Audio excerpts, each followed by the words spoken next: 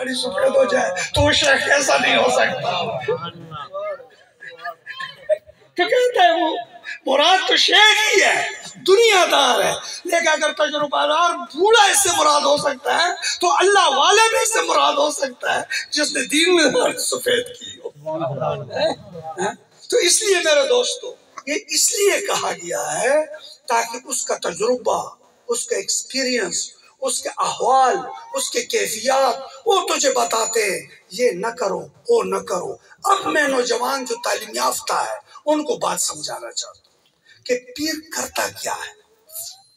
ये बात बहुत जरूरी है। हमारे यहाँ डगे डगे उसके पीछे उस तरह खराबी हो रही, नौजवान की क्वालिटी ज्यादा हो रही, ज़ाया हो रही। एक होता है अर्जेंट, ये नौजवान जो है मेरी बात सुन ले, एक होता है अर्जेंट, एक होता है अनअर्जेंट, एक होता है इम्पोर्टेंट, एक होता है अनइम्पोर्टेंट।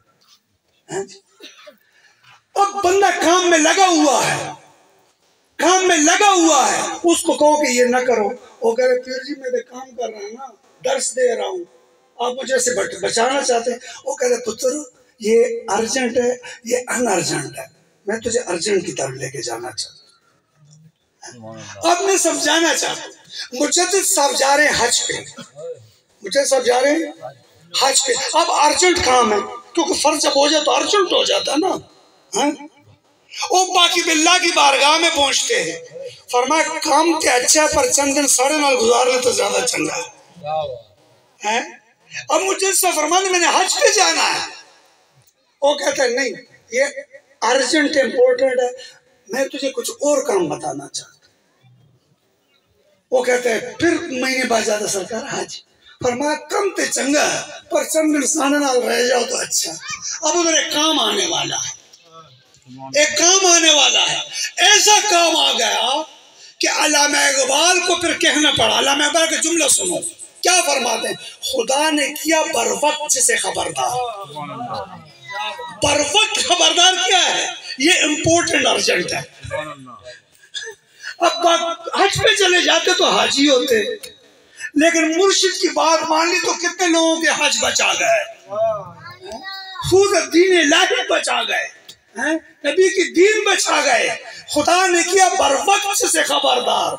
मालूम ये होता है कि मुर्शिद कहे कि ये काम न करो, वो अर्जेंट होता है, वो तुझसे कोई इंपॉर्टेंट अर्जेंट काम करवाना चाहता है।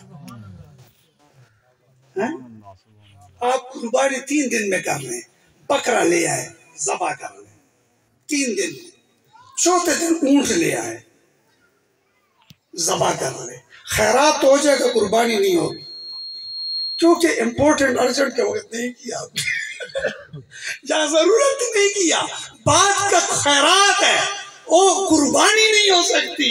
इसलिए मेरे दोस्तों बाज़ वक़्त तू काम में लगा होता है, काम अर्जेंट होता है, जरूरत इम्पोर्टेंट अर्जेंट की होती है। शेख ये करता है, तुझे निकाल के ऐसे काम में लगा देता है, मेहनत कम करोगे फायदा ज्यादा मिल जाएगा, माल कम लगाओगे सौदा ज्यादा मिल जाएगा। मैं जब मुर्शिद से बैत नहीं हुआ था तो मैंने ख्वाब देखा कि मेरे मुर्शिद हलवा बेच रहे हैं, क्योंकि हम तो पठान लोग थे, पीर मुर्दे होते तो मानते नहीं थे, है जी।